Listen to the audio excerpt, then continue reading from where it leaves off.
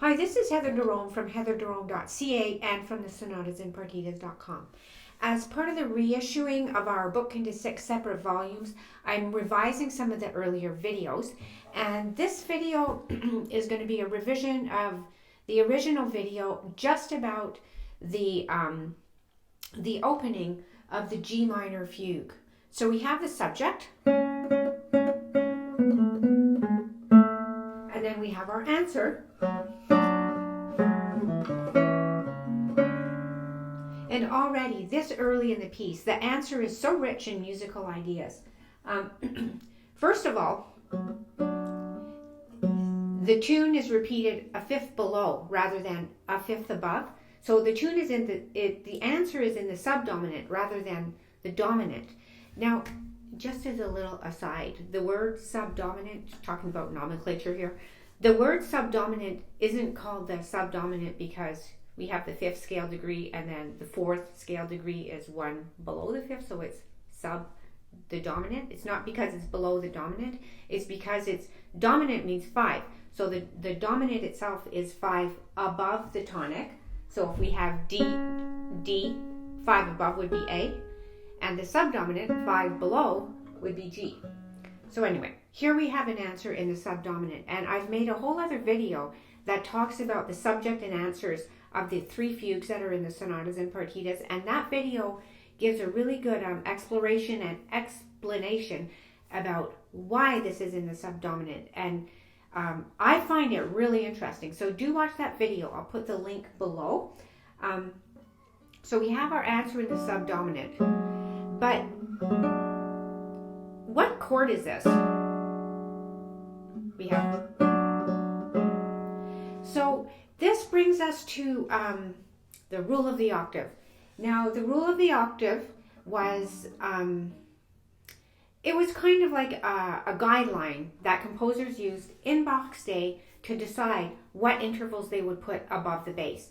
Now, we study music in terms of harmony and in terms of the fact that, let's just say, for example, we have these 3 notes. We'll call this a C major chord in first inversion, and we'll say that this is pretty much equal to that. That concept did not exist for Bach when he was writing the Sonatas and Partitas. It was actually put out by Rameau sometime within like a decade after the Sonatas and Partitas were written. So what Bach used was the rule of the octave. Now the rule of the octave stated that depending what scale degree was in the bass is which intervals you would put on top of it. So again, let's say we're in the key of C and there's an E in the bass. The rule of the octave says it wants a 6th and a 3rd. So if you're in the key of C and that's your bass note, then typically this is the chord you would put above it.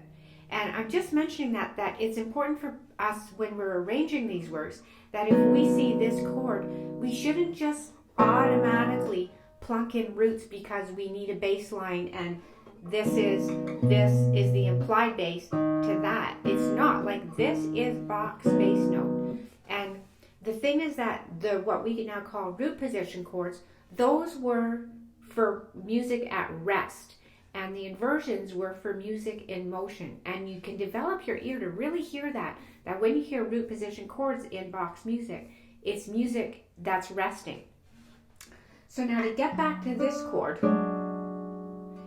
if the bass note was a C, because we're on the subdominant of G, so we're thinking it's C, the rule of the octave states that it wants a 6th, a 5th, and a 3rd above it. So here's the C, there's the 5th, the 6th, and the 3rd. So this is like the C minor chord without the C in the bass. So here's our answer in the subdominant. And another answer, again in the subdominant. So we have subject, answer, answer, rather than what's more usual, which is an alternation between the subject and the answer. Little connecting passage. And one more time the subject.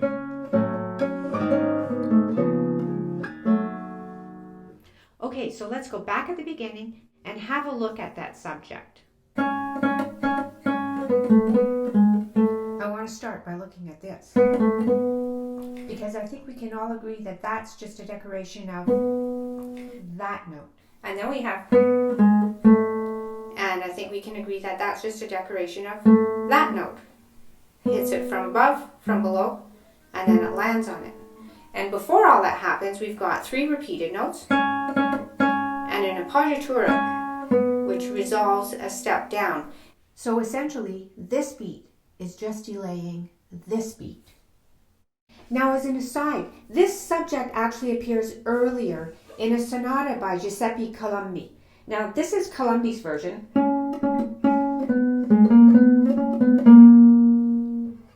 And notice that Colombi's answer is also in the subdominant. That's because of the nature of the subject. It has to be answered in the subdominant. Otherwise, it won't work. So do have a look at that other video. And it's interesting that Colombi's is in a major key and Bach's is in a minor key, but also, as a little aside on the aside, Colombi's is notated in A Mixolydian and Bach's is notated in G Dorian. But also, this melody is heard even earlier in a little canzonetta.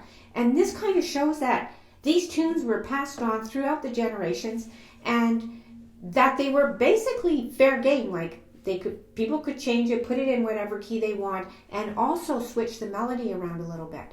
But I think the real interesting thing to observe is that the Colombi version is more suited to Richter card type writing, whereas the Bach version is more suited to harmonic development. And where this shows up is in Bach's appoggiatura versus Colombi's 3 notes. Now, Richter card type writing will have a tune and it'll just jump around throughout the voices, but it's not designed to make harmonic development. It's more designed as variations. And so when people earlier than Bach wanted to write large-scale pieces, they were pretty much restricted to writing variations. But with Bach, he could harmonically develop something and make these long-range plans. Guitarists will understand the concept with this piece. This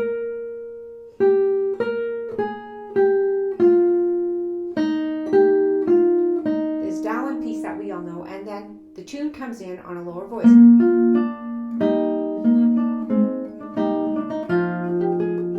And then later on still it comes in the bass. And so on. And so basically what's happening with this tune is it's just getting thrown around throughout the voices. But Bach's, since it has that appoggiatura, it creates this harmonic tension, and he can use that idea throughout the whole fugue to create that long range motion where basically he's got this piece that he's holding together from beginning to end, and there's this harmonic tension that doesn't let up until the last note. And this concept applies throughout the whole piece, even when the subject is part of a chord. So for example, in measures 58 and 59, we have... Now, the undecorated version of that would be B flat going to F. And this is a double appoggiatura.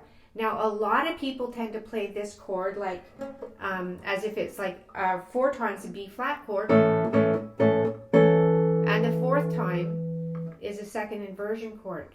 That's not what's intended in that little phrase. And then here you have the appoggiatura, and then that's repeated up here, and again the appoggiatura. Okay, so let's look at the rest of the exposition now. And I'd like to look at it in terms of the rule of the octave, just kind of taking a close look at how composers, especially somebody like Bach, could take this guideline and apply all the musical resources at their disposal to it. So we had our answer in C minor. Okay, so first of all, what's this? Is this an E flat major 7 chord? This is our appoggiatura again to C minor.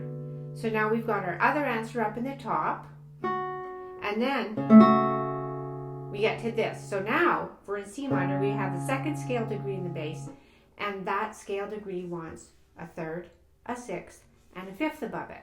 So what have we got? We have, there's a sixth, and there's a fourth. Well, the fourth is the appoggiatura, it's going to resolve to that.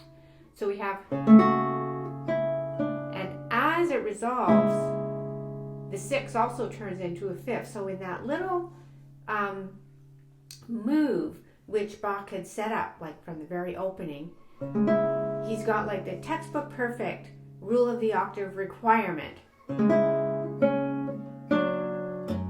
And now we have a little connecting passage, which is very common in fugal expositions right before the last entry. And now we're back to the subject in G. 5,